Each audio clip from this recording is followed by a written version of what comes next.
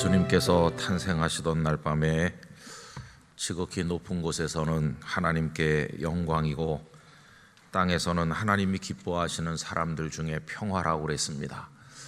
방금 부른 찬양처럼 이 땅에 하나님의 평화가 예수 그리스도로 말미암아 임하기를 간절히 원합니다. 어떤 분이 이렇게 물을 수 있겠죠. 예수님께서 오셨는데 이 세상에는 왜 평화보다 전쟁이 더 많은가? 그리고 어려움들이 왜 이렇게 많은가? 질문을 하실 분들도 계실 겁니다. 그런데 우리 주님께서 주시는 평화는 그것을 우리가 얻지 못해서 그렇지 얻기만 하면 세상을 이기는 평화일 것이라고 생각합니다.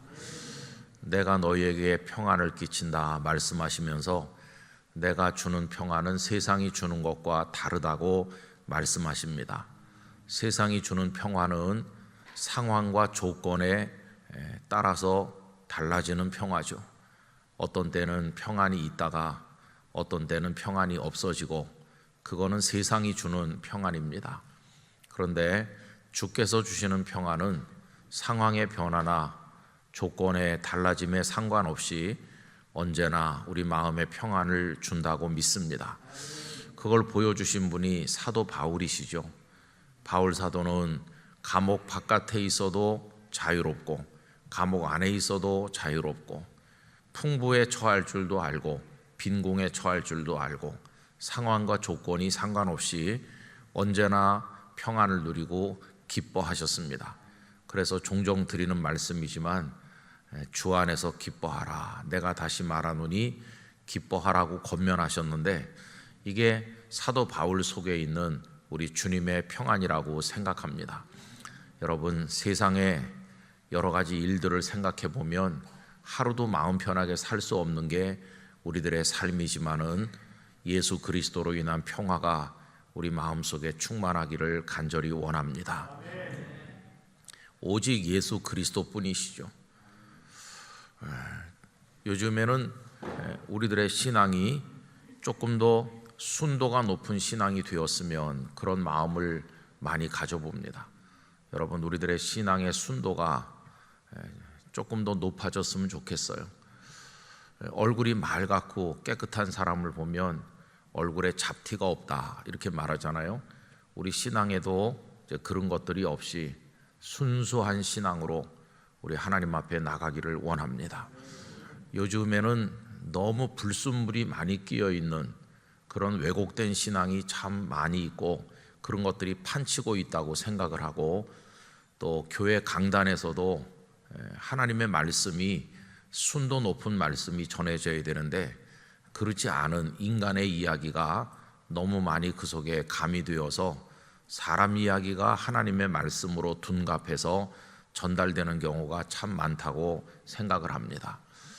저는 우리 영락교회 성도들이 소원을 가져야 되는데 주님, 저의 믿음이 하나님의 말씀에 근거한 오직 예수 그리스도를 바라보는 순도 높은 믿음이 되게 해주시길 원합니다. 그런 간절한 소망을 가지셔야 된다고 생각합니다. 그래서 정금 같은 믿음 그렇게 말하잖아요. 정금 같은 믿음이라는 표현이 있는 것은 불순물이 많은 믿음도 있다는 뜻 아니겠어요? 그래서 우리가 순도 100%의 정말 정금 같은 믿음, 그런 믿음을 가져야 되겠습니다. 정금 같은 믿음은 다르게 또 표현해 보면 오직 예수 그리스도로 100% 충만한 믿음을 말하는 것입니다. 거기 어떤 인간적인 것이 개재되면 안 되는 거죠. 그런데 오늘 읽은 성경 말씀에 보면 굉장한 위기 상황이 초래된 것을 볼 수 있습니다. 여러분, 예수님께서 이 땅에 오셔서 복음을 가르치시고 십자가를 지시고 부활하시고 승천하셨어요. 예수님의 복음입니다. 그런데 오늘 본문에 오면 이 예수 그리스도의 복음이 까딱 잘못하면 인간의 복음으로 변질될 위기를 만난 것을 볼 수 있어요. 그건 이런 상황이죠. 베드로와 요한이 제9시 기도 시간에 성전에 기도하러 올라가다가 안진뱅이 장애인을 만나지 않았습니까?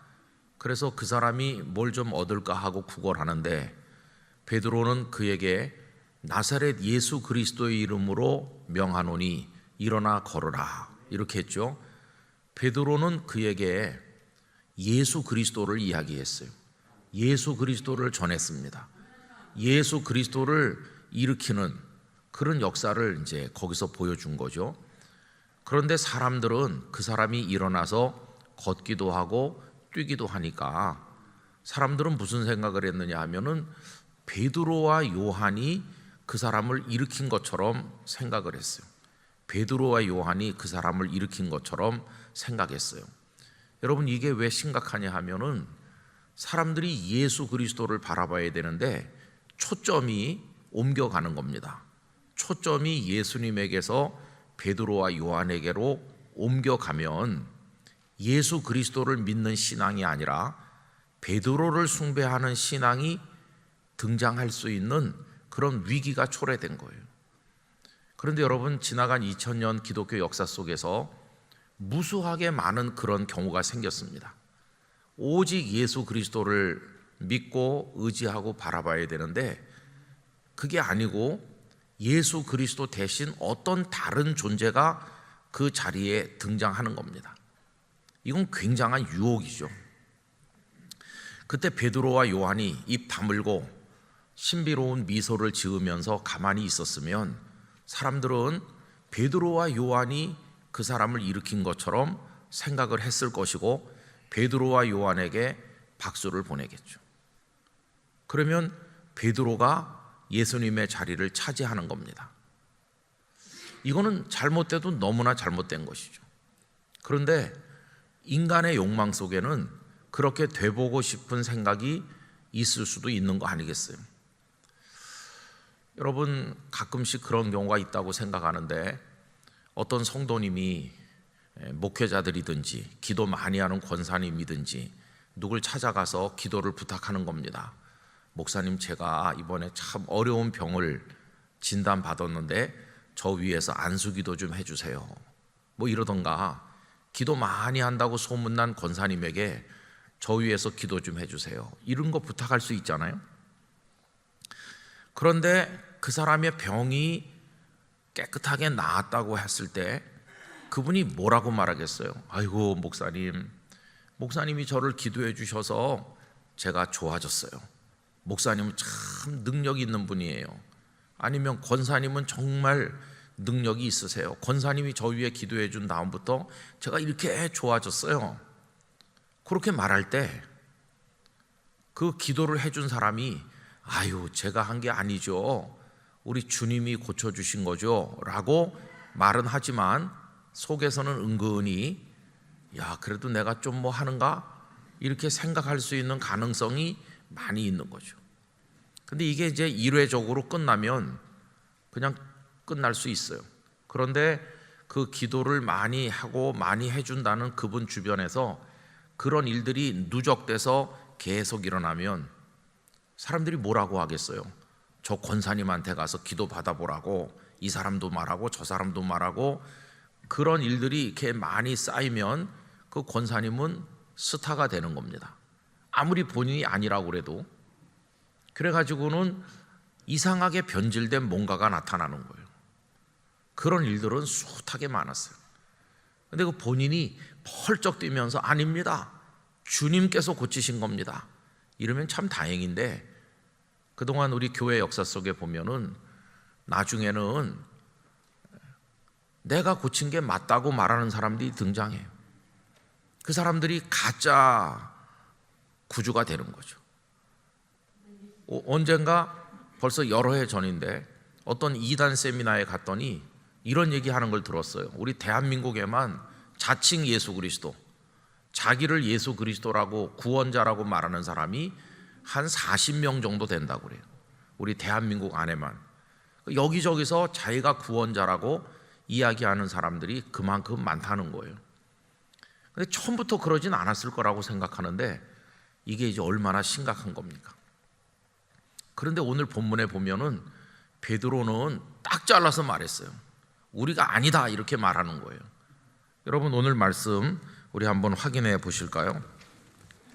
베드로가 자신들이 아니라고 얘기하는 것, 12절 다 같이 읽어봅시다. 베드로가 이것을 보고 백성에게 말하되 이스라엘 사람들아 이 일을 왜 놀랍게 여기느냐 우리 개인의 권능과 경건으로 이 사람을 걷게 한 것처럼 왜 우리를 주목하느냐. 왜 우리를 주목합니까? 우리의 능력과 경건으로 이 사람을 일으킨 게 아닌데 왜 자꾸 우리를 주목합니까? 이렇게 얘기하면서 이제 16절로 내려가셔서 다 같이 읽겠습니다. 그 이름을 믿음으로 그 이름이 너희가 보고하는 이 사람을 서게 하였나니 예수로 말미암아 난 믿음이 너희 모든 사람 앞에서 이같이 완전히 낫게 하였느니라. 할렐루야. 그 이름이 누구의 이름입니까? 오직 예수 그리스도의 이름이죠. 오직 예수 그리스도의 이름으로. 그래서 여러분, 우리에게 구원을 얻을 이름으로 주신 것은 오직 예수 그리스도 한 분뿐이세요. 한 분. 100% 예수 그리스도께 집중할 때 우리 믿음이 순도 100%의 믿음이 되는 거예요. 저는 그런 면에서 세례 요한은 정말 훌륭하시다고 생각합니다. 요한이 등장하셔서 회개의 복음을 선포했을 때 많은 사람들이 유대 광야로 요단강가로 그에게 몰려 나왔죠. 심지어는 저 예루살렘에 있는 사람들까지도 요한에게 사람을 보내서 요한이 어떤 존재인가를 알아보려고 했습니다. 그들은 요한이 혹시 구약 성경에 예언된 메시아인가 이렇게 생각했을 정도로 요한은 대단했어요. 여러분, 그때 요한이 사람들이 찾아와 가지고 오실 그분이 당신이십니까? 라고 물을 때 그냥 침묵만 지켜도 그렇다 이렇게 말하지 않고 가만히 미소 지으면서 침묵만 지켜도 메시아가 될 뻔했어요. 그런데 요한은 여러 차례에 걸쳐서 명백하게 이야기했어요. 내 뒤에 오시는 분이 계시다. 나는 그분의 신들매 드는 것도 감당할 수 없다. 나는 물로 세례를 주지만 그분은 불과 성령으로 세례를 주실 것이다. 나는 아니다. 이렇게 명백하게 계속해서 말하고, 장가 드는 것은 신랑이고 신랑이 이제 오시는 거고 나는 그 옆에서 기뻐하는 신랑의 친구에 불과하다. 나는 거드는 사람이고 심부름하는 사람이고 그분의 종이고 길잡이지 내가 그분이 아니다 하는 것을 요한은 계속해서 얘기하면서 나는 쇠하여야 하겠고 그는 흥하여야 한다고 이야기했어요. 그리고 예수님께서 요단강가에 등장하셨을 때 사람들에게 말했잖아요. 보라, 세상 죄를 지고 가는 하나님의 어린 양이로다. 그러면서 요한은 자기 제자들을 예수님께로 보냈어요. 이제 나를 따르지 말고 저분에게로 가라. 그 중에 한 사람이 예수님의 제자가 된 안드레죠. 요한은 아니라고 분명히 말하는 사람이었어요. 여러분, 세례 요한도 사람이기 때문에 연약한 부분이 없지 않아 있었지만은 이거를 할 수 있었다는 것만 봐도 요한은 대단하다고 생각합니다. 그래서 예수님이 이렇게 돋보이시도록 하는 거예요. 오늘날 우리 한국교회 안과 밖에서도 이게 잘 안 되는 경우가 참 많이 있어요. 그래서 여러분, 어떤 목사님이 교회를 개척을 해서 그 교회가 수천 명, 수만 명 모였다 칩시다. 그렇다 하더라도 예수 그리스도뿐이죠. 그렇죠? 오직 예수 그리스도께만 영광을 돌려야 되고, 교회 머리는 오직 우리 주님뿐이시고 교회 주인은 주님이시고 사람은 그 누구도 그 자리에 근처에도 있으면 안 되는 거죠. 그런데 교회 공로가 많은 목사님, 헌신 많이 한 장로님, 그런 분들이 교회에서 예수님의 영광을 자기가 누리는 거예요. 교회가 자신의 전유물이 되고 어떤 소유물처럼 되는 것이에요. 여러분, 이건 너무너무 슬픈 이야기예요. 그런데 그동안 그런 일들이 많이 있었고 지금도 많이 있어요. 그 성도들은 또 그런 어떤 스타 성도, 스타 목회자, 어떤 그 유명한 능력이 있다는 장로님, 권사님, 집사님, 이런 사람들을 또 추종하는 사람들이 많아요. 저는 오늘날의 우리 영적 세계가 너무나도 혼란하다고 생각합니다. 저는 앞으로 우리 영락교회에 정말 박수받아 마땅한 훌륭한 주의 종들이 많이 나타나기를 원합니다. 앞으로 영락교회를 거쳐가는 목회자들 중에서도 대단한 목사님들이 많이 등장하고 한경직 목사님 같은 분들을 많이 배출하는 교회가 되길 바라고, 정말 충성하는 장로님 권사님들이 많이 나타나기를 소원하지만 그 누구도 그리스도의 영광을 침범하는 사람이 한 사람도 없어야 된다고 믿습니다. 모두가 다 오직 예수 그리스도뿐이죠. 저는 오늘 아침에도 몇몇 목사님과 어려운 교회를 돕는 일을 좀 의논하기 위해서 모였었고요. 조금 전에도 목사님 두 분께서 잠시 어떤 일로 다녀가셨어요. 그래서 그 목사님들하고 오늘 아침에도 얘기하고 조금 더 얘기했는데, 그 이야기의 그 내용 중에 상당 부분이 마치 자신이 예수님인 것처럼 행동하는 이들에 대한 염려였어요. 여러분, 이거 정말 슬픈 얘기입니다. 어떻게 하면 오직 예수 그리스도께 집중할 수 있을까? 얼마 전에 주일 낮예배 시간에 드렸던 말씀을 생각해 보세요. 유대인들의 눈에 비친 예수님은 어떤 분이었을까요? 그냥 목수 요셉의 아들, 또 자기도 목수 일을 했던 어떤 사람. 그러다가 30세쯤 되셔서 말씀을 가르치기 시작하니까 그 다음에 선생님이라고 부르고, 또 계속 능력 있는 말씀을 전하니까 랍비라고 부르다가 기사와 이적을 행하시고 병든 자를 살리고 능력을 행하니까 선지자인가 이렇게 생각하면서 세례 요한이 살아났나, 엘리야가 왔나, 뭐 이런 식으로까지 생각하다가, 그런데 예수님은 위대한 선지자입니까? 아닙니다. 선지자 같은 일을 하셨죠. 말씀을 가르치는 선지자의 역할도 하셨고, 그렇지만 그분이 선지자는 아니시죠. 우리 예수님은 선지자 정도가 아니라 하나님의 아드님이시죠. 그분은 우리의 경배와 찬양을 받으실, 우리가 믿어야 될 대상이죠. 그래서 베드로는 고백하기를 주는 그리스도시요 살아계신 하나님의 아들이시니이다, 이렇게 믿음을 고백했죠. 여러분, 사람에게는 그냥 존경합니다, 사랑합니다 이렇게 하지만 믿음을 고백하진 않아요. 사람에게는 찬양과 경배를 올리지는 않아요. 근데 우리 주님은 경배와 찬양을 받으실 우리 믿음의 대상이시잖아요. 그리고 그분은 승천하셔서 하나님 보좌 우편에 계신 제2위의 하나님이시죠. 삼위일체 하나님의 그 연합 속에서 우리 예수 그리스도는 하나님 그분 자신이세요.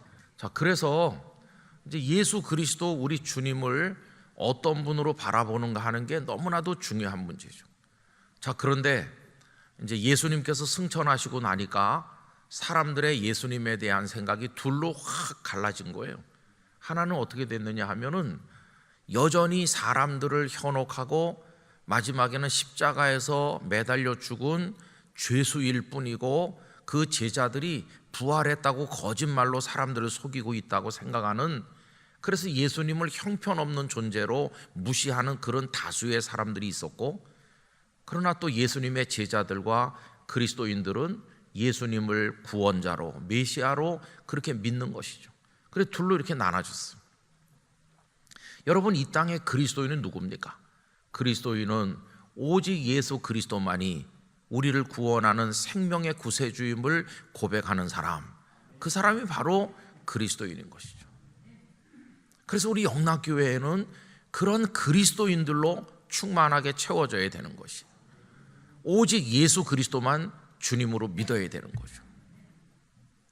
누가 여러분들에게 칭찬하시면서 아주 훌륭한 신앙인이십니다 그러면 모든 영광을 주님께만 돌리시기를 바랍니다.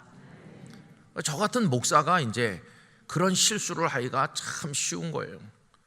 저는 무슨 능력 있는 사람이 아닌데 어떤 성도를 하나님이 불쌍히 여기셔서 기도를 들으실 때가 있죠.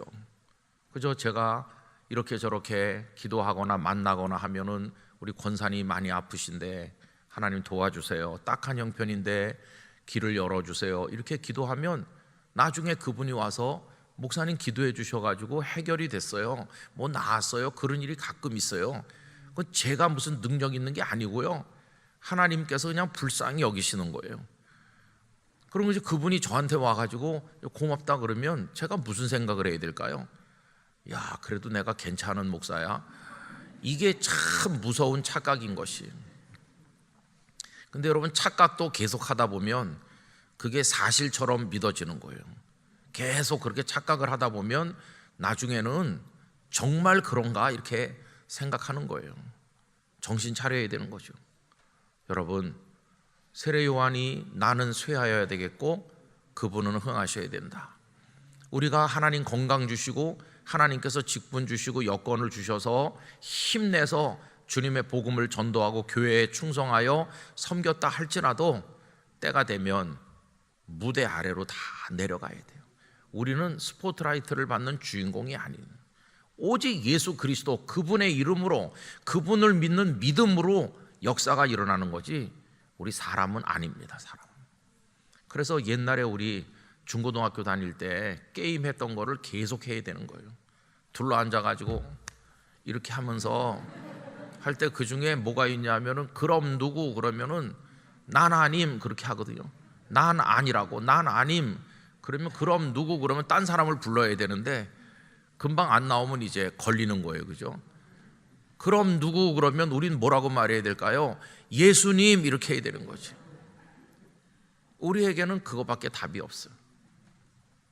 난 아님이라고 말해야 돼. 난 아님. 그럼 누구?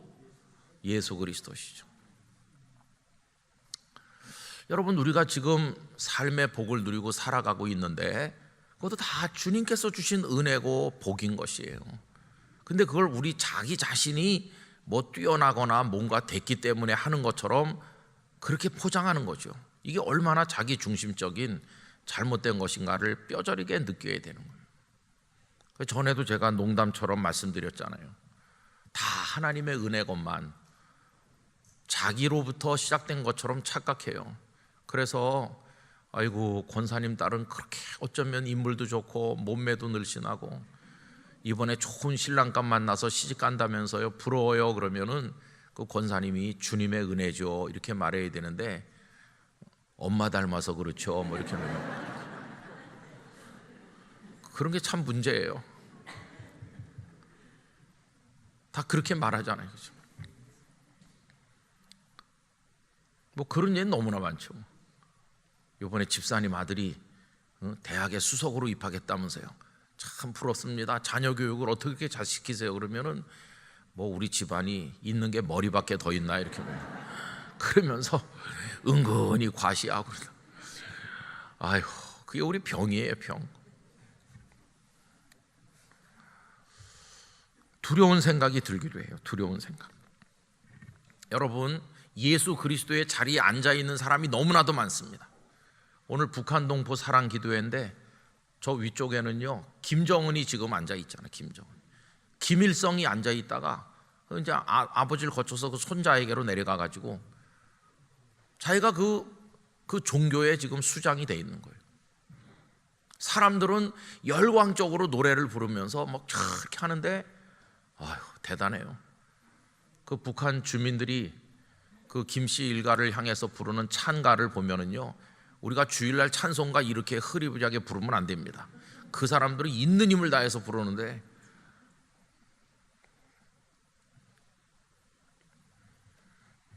한때 우리나라의 해방신학, 민중신학이 많이 번성했던 때가 있었어요. 전 남미에서 해방신학의 영향을 받고 또 우리나라가 민주화 그것 때문에 갈등할 때 민중신학이라고 하는 게 우리나라에서도 태동해가지고, 그래서 예수 그리스도는 십자가를 통해서 우리를 죄와 사망에서 구원하시고 부활하여 영생을 주시는 예수님이시다.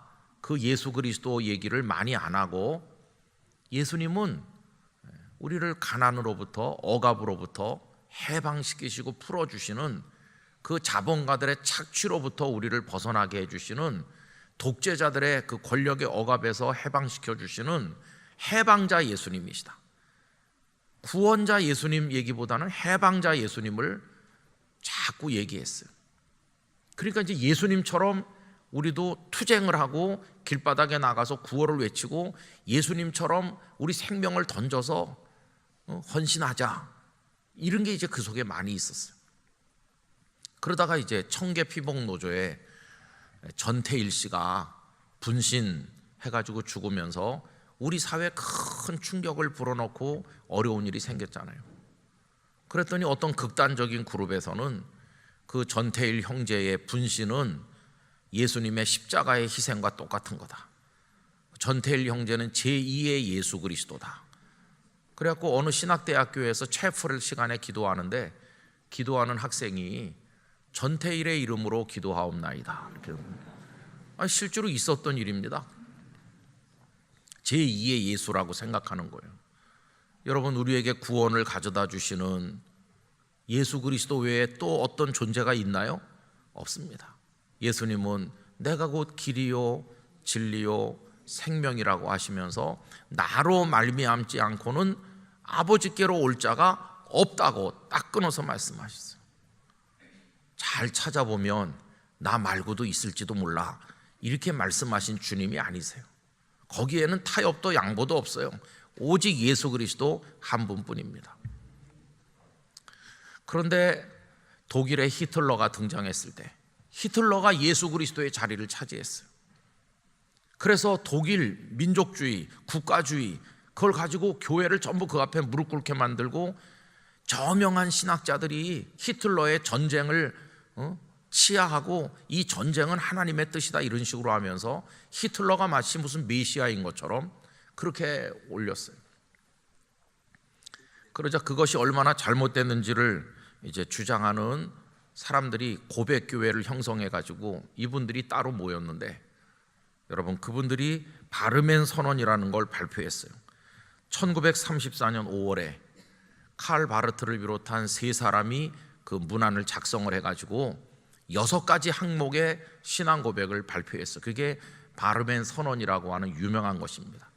근데 그 중에 1번과 2번이 우리에게는 예수 그리스도뿐이시다, 히틀러는 아니다, 어떤 이데올로기도 교회를 이용할 수 없고 예수님의 이름을 팔 수 없다고 하는 그런 내용들을 고백하고 있어요.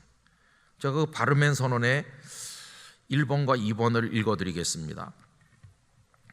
그 1번이 이렇게 시작해요. 성경 구절을 먼저 인용했어요.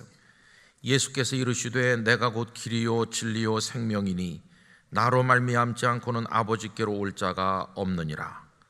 그리고 또 하나, 내가 진실로 진실로 너희에게 이르노니 양의 우리의 문으로 들어가지 아니하고 다른 데로 넘어가는 자는 절도며 강도요 내가 문이니 누구든지 나로 말미암아 들어가면 구원을 얻고.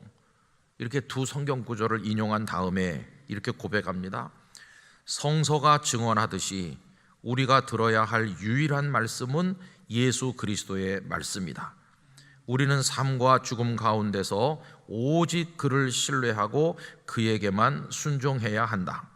우리는 하나님의 말씀을 선포하는 진원지인 교회가 그 말씀 외에 다른 사건들이나 권세들 혹은 위인들이나 진리들을 하나님의 계시로 인정할 수 있다거나 또는 그래야만 한다는 거짓된 가르침을 단죄한다. 오직 예수 그리스도의 복음만 전해야 되는데 이 강단에서 히틀러주의를 얘기한다든지 그런 민족주의를 설교한다든지 국가주의를 이야기한다는 것은 그건 죄다. 교회는 주님의 말씀만 전해야 된다. 그 다음에 2번은 이렇습니다. 거기도 성경 구절을 먼저 얘기했어요. 너희는 하나님으로부터 나서 그리스도 예수 안에 있고 예수는 하나님으로부터 나와서 우리에게 지혜와 의로움과 거룩함과 구속함이 되셨으니, 이 고린도전서 1장 30절을 인용하고 이렇게 고백합니다. 예수 그리스도께서는 우리의 모든 죄에 대한 용서의 선언이시다. 그와 마찬가지로 그는 우리의 삶 전체를 향한 하나님의 강력한 요구이기도 하다. 그를 통하여 우리는 하나님이 없이는 이 세계의 속박으로부터 그의 피조물을 향한 자유롭고도 감사한 봉사애로의 즐거운 해방에 가까워진다. 우리는 예수 그리스도가 아니라 다른 주님이 더 적합하고 예수 그리스도를 통한 칭의와 성화를 필요로 하지 않는 삶의 영역이 있다는 거짓된 가르침을 단죄한다. 다른 주님이 예수 그리스도보다 더 우리에게 필요하고 적합하다는 식으로 말하는 예수 그리스도의 구원의 은총을 부인하고 그거 별로 필요 없다는 식으로 말하는 그 어떤 가르침에도 우리는 저항하고 그걸 정죄한다고 얘기했어요. 결국 예수 그리스도만이 우리의 구주이시고 예수 그리스도만이 그 복음만이 우리를 살게 한다고 하는 그것을 믿는다고 여기서 분명히 선언하게 되는 거죠. 3번에서 인용된 성경 구절은 이렇습니다. 오직 사랑 안에서 참된 것을 하여 범사에 그에게까지 자랄지라. 그는 머리니 곧 그리스도라. 우리가 바라보고 우리가 사모하고 성장해야 될 목표, 오직 예수 그리스도, 그분밖에는 없다는 것이. 여러분, 예수 그리스도라고 하는 우리가 늘 쓰는 이 호칭은요, 사실은 가장 짧은 문장으로 이루어진 신앙 고백이라는 걸 알아야 됩니다. 여러분, 예수 그리스도 이러잖아요. 여러분, 이게 사실은 하나의 문장이에요. 예수는 그리스도이시다 라는 문장이에요. 그럼 예수라는 이름은 그 당시에 많이 퍼져 있었던 사람의 이름이에요. 예수라는 이름을 가진 이가 유대 사회에 많이 있었어요. 예수는 사람의 이름인데 예수님이 사람 몸을 입고 이 땅에 오셨으니까 사람의 이름을 가지고 있는 거죠. 그런데 그리스도라고 하는 것은 메시아를 말하잖아요. 이거는 하나님께로부터 오신 하나님이신 그걸 말하는 거예요. 그러니까 예수 그리스도라는 말 속에는 사람 그리고 하나님, 이게 연결되어 있는 거예요. 예수님이 그리스도 메시아이심을 믿습니다. 그래서 예수 그리스도는 참 사람이시면서 동시에 참 하나님이신 거죠. 요 지난번 주일 낮예배 시간에 제가 칼케돈 신조의 그 부분을 읽어드린 거 생각이 나세요? 생각이 전혀 안 나시걸랑 홈페이지에 가셔서 다시 읽어보시기 바랍니다. 그래서 우리 대한예수교 장로의 이 신앙 고백, 우리 영락교회가 근거하고 있는 신앙의 가장 기초는 성경이고, 그 성경의 근거에서 우리의 구원자는 오직 예수 그리스도 뿐이신 것이에요. 거기에 100% 몰입할 때 우리 믿음의 순도가 높아지는 것이에요. 거기 어떤 인간적인 가르침도, 어떤 인간이 영광을 차지하려고 하는 그런 노력도 거기 용인되면 안 되는 것이죠. 철저하게 우리는 예수 그리스도만을 믿고 예수 그리스도 안에서 교제하고 예수 그리스도의 영광을 바라보고 의지하고 살아나가야 될 줄로 믿습니다. 그래서 여러분, 그 사람이 교회 안에서 어떤 역할을 맡았든지 우리는 다 그분의 종일 뿐이에요. 그분의 종. 그래서 가끔 우리는 목사님들을 가리켜서 주의 종 그러면 좀 죄송하니까 종님 그러는데, 종에게 무슨 님이 있습니까? 종 없어요. 그리고 사실요, 여러분, 기도할 때도 늘 불편하게 느끼는 게 있어요. 우리 성도님들이 이제 예를 들어 설교하는 이제 목사를 위해서 기도할 때, 예컨대 뭐 홍길동 목사님이 설교를 한다 그러면 기도하는 분이 이렇게 기도하죠. 하나님, 오늘 설교를 하실 홍길동 목사님을 축복해 주시고 이렇게 하죠. 근데 그 기도를 누구한테 드리는 겁니까? 높으신 하나님께 드리는 거죠. 그 높으신 하나님 앞에서 사실 그 설교하는 사람한테 님자를 붙이는 게 옳은 게 아니에요. 그죠? 그래서 사실은 이렇게 기도하는 게 맞아요. 목사라고 하는 건 직책이에요. 그죠? 목사라고 부르는 건 좋아요. 그런데 거기다가 님자를 붙이는 거는 하나님께서 야, 니들끼리 높여주고 그러는구나, 내 앞에서 감히, 이렇게 생각하실 것 같아요. 그냥 이렇게 기도하면 좋아요. 하나님, 오늘 하나님께서 세우신 설교자를 통해, 당신의 종을 통해 우리에게 말씀하실 텐데 우리가 그 말씀을 잘 듣고 은혜를 받게 해주세요. 이렇게 해야지, 기도 속에서 사람을 막 이렇게 축켜 세우는 기도는, 그건 하나님 앞에 드리는 기도는 아니에요. 그죠? 그래서 좀 그런 것도 우리가 생각을 해봐야 되겠다, 그런 생각이 들어요. 또 여러분들이 저를 위해 기도할 때도 김은성 위임 목사님 이래서 주셔서 고맙긴 한데, 하나님이 볼 때 야, 내 교회지 뭐 네가 위임 받았냐, 그러실 것 같기도 하고. 그래서 여러분, 우리는 기도 속에서 다 낮아져야 됩니다. 우린 다 그냥 주님의 종일 뿐이에요. 다 종이고, 기도를 받으시는 주님만이 영광 받으셔야 돼요. 주님만이. 우린 다 심부름하는 사람에 불과해요. 그렇죠. 그래서 어떤 분은 누가 찬양을 이렇게 부르고 나면 박수를 치는데, 어떤 분은 또 그것도 그렇게 하면 안 된다는 분도 있어요. 사실. 왜냐하면은 당연히 찬양을 하는 거고, 박수는 예배 끝난 다음에 참 수고 많으셨고 은혜 받았어요, 이렇게. 박수는 사실 하나님만 받으셔야죠. 그죠? 자, 그런데 이제 우리가 뭐 그렇게 하진 않지만은 여러분, 이 정신은 우리가 알고 있어야 돼요. 전 오늘 여기 초대교회가 까딱 잘못했으면 베드로 종교가 될 수도 있었는데, 베드로와 요한이 우린 아닙니다. 왜 우리의 능력과 우리 경건으로 이 사람이 일으킨 것처럼 생각하십니까? 그러면서 오직 예수 그리스도의 이름으로. 참 그게 베드로와 요한의 훌륭한 부분이에요. 오늘 저녁에 이 하나를 우리 마음속에 넣어가지고 돌아가기를 원합니다. 여러분, 나중에 우리의 호흡이 멎는 그 순간 우리를 영원한 생명의 나라로 인도해 가실 분이 주님뿐이세요. 주님. 아무리 날 사랑해주는 남편, 아내, 나에게 효도하는 자녀, 누구 있지만은 아무도 그거 해줄 수 없어요. 오직 예수 그리스도만이 우리를 영원한 생명으로 이끄시는 유일한 분이세요.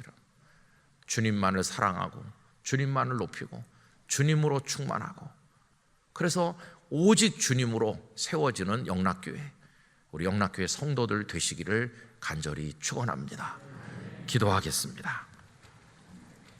거룩하신 아버지 하나님, 오직 예수 그리스도 우리 주님뿐이심을 믿습니다. 주님의 이름으로, 주님을 믿는 믿음으로 안진뱅이 장애인이 일어났습니다. 그리고 주님만이 영광 받으셔야 됩니다. 그런데 오늘 이 땅에는 사람이 영광 받고, 사람이 교회 주인이 되고, 사람이 주님 자리에 앉아 있는 경우가 많이 있습니다. 주여, 저희의 교만과 어리석음과 왜곡된 모든 것을 용서하여 주시옵소서. 세상이 어떻게 타락한다 할지라도 영락교회는 주님 오시는 그날까지 오직 예수 그리스도 위에 세워지고 예수 그리스도의 이름으로 승리하고 우리 주님만 찬송하게 하여 주시옵소서. 예수님의 이름으로 기도드리옵나이다. 아멘.